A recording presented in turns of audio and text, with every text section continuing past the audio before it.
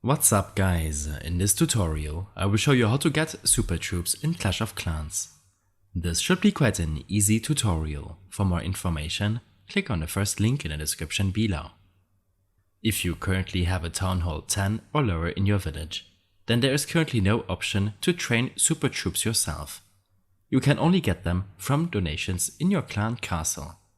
For players with a Town Hall level 11 or above, you will notice this sauna building on the left hand side of your village. When tapping on it, you will be presented with all troops that can be changed to super troops. Select a troop and it will show you a level amount, in this example level 9. This is the minimum required level you need for your troop in your laboratory. If you haven't reached the troop level yet, then you will not be able to train the super troop version. After selecting to boost one of your troops, it will be activated for 3 days, where you can train your troop as usual, and it will be turned into a super troop. You can also only boost one troop at a time.